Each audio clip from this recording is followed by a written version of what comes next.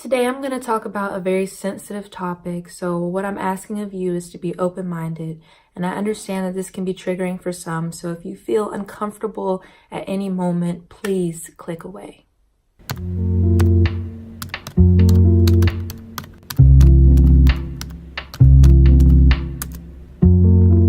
For my friends and family that may be watching this video, I do not want you to worry. Self-harm is something of my past. I've been 3 years clean, but it's something that I've conquered and that I want to help other people conquer as well. A common misunderstanding that people have about self-harm is that you are harming yourself to cover up that emotional pain with physical pain, but it is so much deeper than that.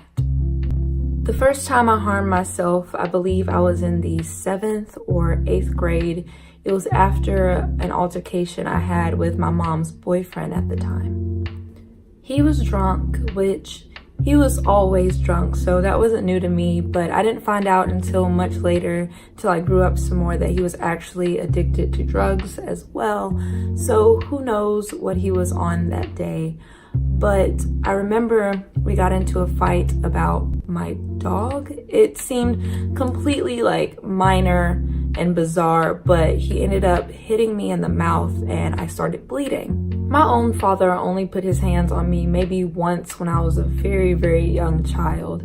So I immediately ran to my mom and I explained to her what happened.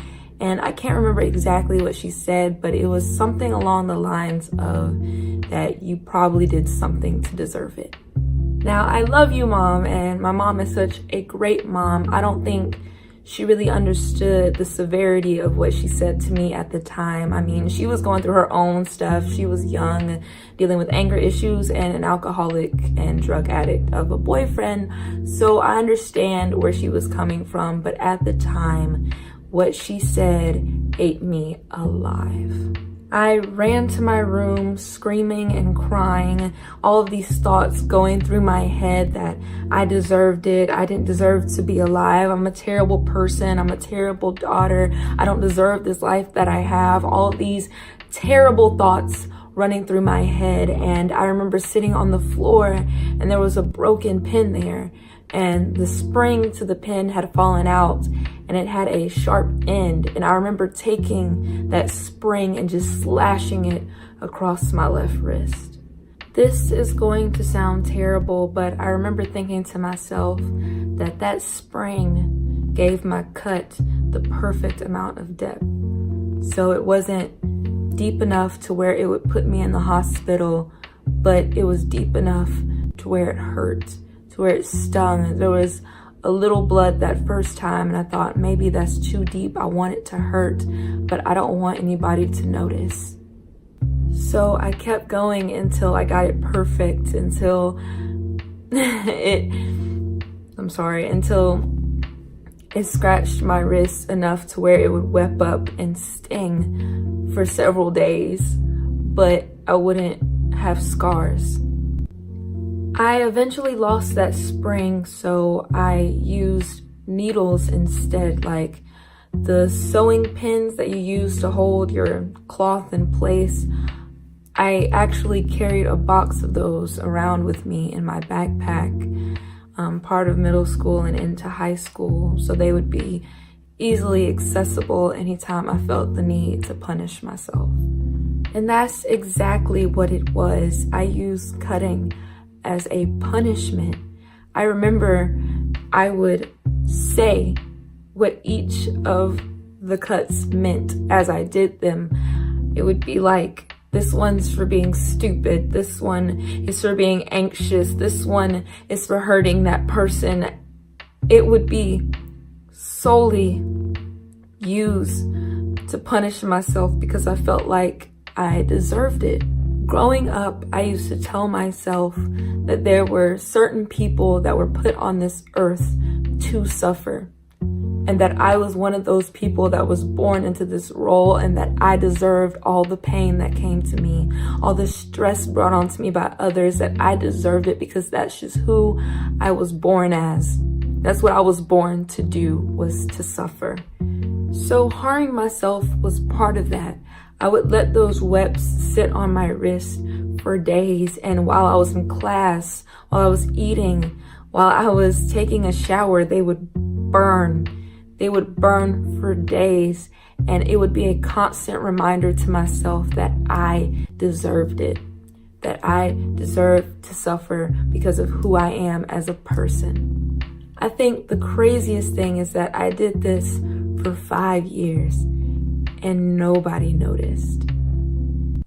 I remember showing it to my dad's ex-wife when I was in 9th grade, and by then I had become numb to it and it didn't really trigger my emotions anymore. But when I showed it to her, she just burst into tears and she just kept asking me, "Who did this to you? Who did this to you?" As if she just could not believe that I did it to myself. And I promised to her that if she didn't tell anybody, then I would stop.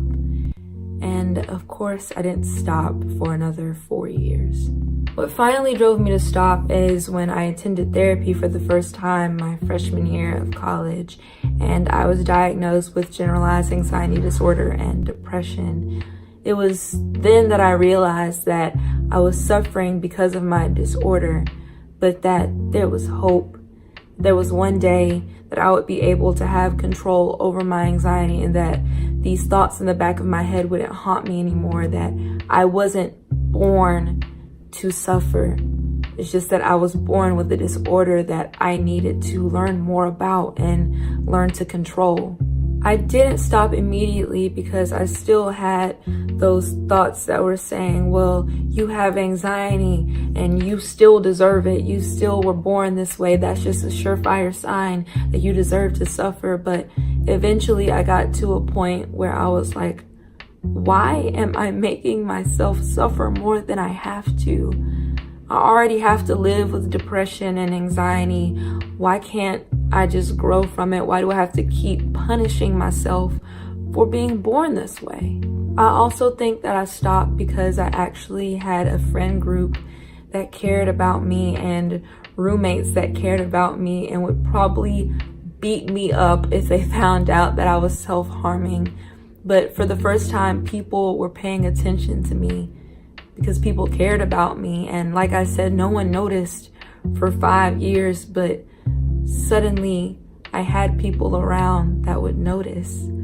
So second semester freshman year, I got this semicolon tattoo to remind myself that there's more to life than suffering, that my sentence doesn't have to end here. It can keep going. I wasn't born to suffer. And from that point on, every time that I got the urge to harm myself, I would look down at my wrist, at my tattoo, and be reminded of where I came from and that there's no way I can go back. So for those out there who are experiencing this pain, who are harming themselves, let me tell you that you deserve so much more than that. You do. You don't deserve to suffer. Stop bringing more pain to yourself than what you're already going through. That these things pass. Trust me, I thought that my life was over. I thought that I was meant to suffer from the day I was born until the day that I die. But I promise you that I am no longer suffering. Despite having generalized anxiety disorder, severe GAD at that, and coming out of a 10-year-long depression, I promise you, it gets better. But as long as you keep punishing yourself, as long as you keep thinking that you were put on this earth to suffer, as long as you keep making it worse for yourself, you're not gonna heal. You're not gonna heal if you keep making more wounds. So love yourself. You deserve to be loved, especially by yourself. And the first thing that you have to do is put down the needle, put down the razor, put down the scissors, whatever you may be using, put it down. I promise you, from that point on, it only gets better. I'm sorry that got a little depressing, but if this helped you, if this reached out to you, if you have gone through this, if you're going through anything right now, please let me know. I would love to talk to you. Give me a comment. I will comment back. I just want you to know that you're not alone. And now is probably not the time to pub, but I'm gonna do it because I want to reach as many people out there who need to hear this, or who need to hear anything else that I may talk about in the future or have talked about. But please like this, please subscribe, please tell your friends. If you want one of these Breathe bracelets, which goes over your wrist, so it'll help out. But if you want one, please DM me and I will send them to you. They're just $1. I do 5 wristband minimums if I'm mailing them to you, so that'd just be $5 for 5 wristbands. You know, put them around the house, give them to your friends, whatever that may be. But just stay strong. You are an angel.